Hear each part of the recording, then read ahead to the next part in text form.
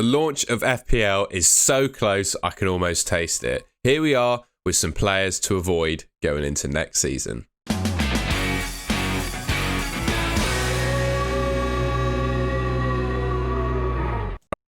right, to kick things off then, I'm going to talk about Evan Ferguson. Now, I'm not going to deny he's obviously a great young talent, and when he does play, he's going to score goals. The problem I have with Evan Ferguson, and I've seen a lot of people on Twitter suggesting they're going to bring him into their team. You know, they're expecting him to be, a relatively cheap striker, which I'd largely agree with. I think he's definitely going to be under 6 million.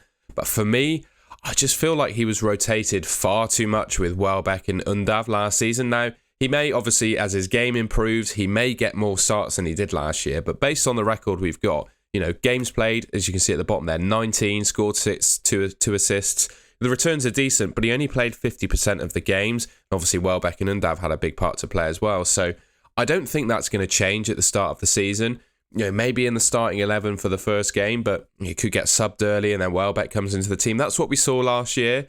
The thing for me, and the only way he really solidifies his place in that team, is if he hits absolutely killer form to start the season with. But that for me is a watching where you can simply buy him if that happens, rather than take the risk of starting with him and then him not actually make it into the first 11. That's just my views on him. As I said, I'm not going to diss him as a player. I think he's a fantastic talent and he's got some real potential. And to be honest, I think he should consistently play for Brighton because, a good striker needs a consistent run of games to find form and keep scoring. And, consistently rotating him with Welbeck and Undav doesn't really work. But that seems to be what De Zerbi's doing for Brighton. And for that reason, I just don't think you can pick him to start. All right, next up, we've got the Man City midfielders. Now, don't for any second think I'm suggesting they're bad players or bad options. But for me, there's two reasons why I'm not going to go for them. Number one is the rotation that Pep Guardiola does, right? I think Jack Grealish and Phil Foden probably play the majority of the games, certainly until cup competitions and European football starts, purely because Kevin De Bruyne is injured, which makes me think Phil Foden's got more of a chance of getting into the team. And then, I feel like Grealish had that left side on lock last season, and that's going to continue into next year, provided he has a strong pre-season. For me, though, you can still see some rotation there, right? That's just what Pep Guardiola does. He rotates not only on energy and form, but also depending on the opposition as well. As we've seen with the good Man City lineup predictors on Twitter, you just never know who that 11's going to be, basically. But just in general, the main point for me is, whilst they're good options, I think you can do better. We've just had two price reveals, right? Martin Odegaard and Bruno Fernandes. They've both come in at 8.5 million. And that's going to be around the price that I expect Grealish and Foden to be, right? They're not going to be really any more or any less than that. I think that's what they're going to come in at. And for me, with the returns they got last year, Odegaard was better than Grealish. And then Bruno Fernandes, he plays 38 games a season. Even when he's injured, he still plays football. And he's the penalty taker and takes all the set pieces for Man United. I feel like he's a better option, over the long term in FPL than any of these Man City midfielders. You pick Bruno Fernandes, you're not going to be taking him out until unless something drastic happens, right? You're going to pick, you're going to hold, and you're not going to worry about spending a transfer. And I think to start the game off, play it safe, go for an Arsenal mid or someone like Bruno Fernandes. I feel like the Man City mids are there should there be any special double game weeks, or you're looking to chase towards the end of the season. My next player then, Alexis McAllister. Now, I'm going to caveat this, like I have with most players, I'm going to say I think he's a great signing for Liverpool. They've done an absolute coup to get him for the value they have, and I absolutely think he's going to improve their team. Most of the problems, in my opinion, with Liverpool last year didn't actually stem from their defenders. It was the midfield. They lacked a bit of creativity, and I just feel like they didn't really have any legs to do the constant, the pressing style. I don't know why I clapped then, but the pressing style that Jurgen Klopp likes to play, right? I just don't feel they had the legs in the team last season. This year, though, they signed McAllister, they signed Szoboszlai, I think that's how you say it, and they're looking at getting Kefran Turam as well, who I know is very well renowned, as well as Lavia from Southampton, I believe he's looked at. So I feel like the future's bright for Liverpool with the midfielders that they're signing. As for McAllister, though, you look at his stats last season, he scored 6 penalties and 1 free kick. So 7 of his 10 goals last season came from set pieces.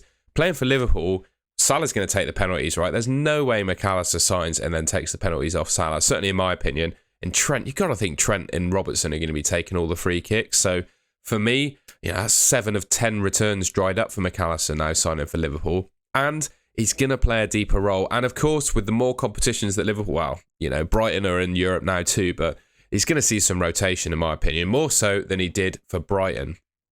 And yeah, just a general point, 7 of 10 goals from set pieces. You know, if it, you know, this is all sort of whataboutery, but, you know, 3 goals is what he could get next season based on that previous return. You know, not getting the penalties and free kicks. I don't think you can pick him. Mason Mount, another new signing. Now, again, I think this is a great signing for Man United. Somehow they've managed to sign one of their biggest rivals' best players. I don't know how they've done that, and I don't know how Chelsea have sold him either. I'm not sure what happened there. Maybe there was a disagreement on a contract renewal or something like that, with obviously Man United being renowned for paying players high wages. I'm pretty sure he's rumoured to be on something like 300k at Man United. Anyway, that's not the point with this video. In my opinion, he's not a player I'd be considering to start with, and I'm pretty sure that's going to be a popular call by most players, to be honest. For me, playing part of that midfield 3 for Man United is going to be playing a lot deeper, and that means compared to the good seasons, even the good seasons he had for Chelsea, he's going to be playing in a much deeper position. I think in 21-22, I think that's the correct season, or maybe the season before that, he got something like 10 goals and 10 assists, but that season he was basically playing on the left wing for Chelsea. So I don't really think he's going to, you know, just get to those levels again. Even I think he's going to have a bit of renaissance under Man United. I think the whole Chelsea atmosphere last season was pretty toxic, and I don't really think any of the Chelsea players performed well. So I don't think you can single out Mount as having a bad season in general. I think Chelsea did, and I think you can sort of scratch those 22, 23 numbers, to be honest. But again, another point with Mount, you've got Eriksen, Mount and Bruno for 2 positions, so there's going to be some rotation there at some point.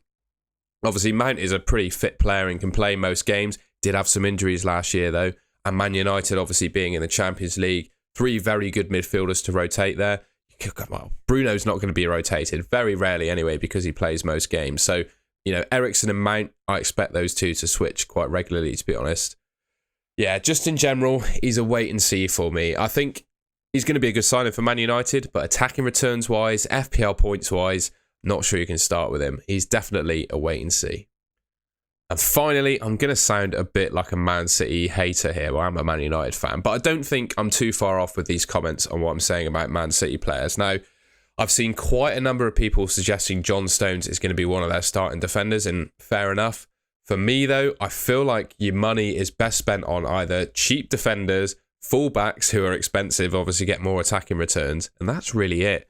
Man City, in my opinion, they didn't keep enough clean sheets last season, and I'd want to see like a step up in their defensive performance going forward. So obviously they won the league and were the best team in the league, but defensively there were teams that were better than them. I think they've ranked 4th or 5th for total clean sheets.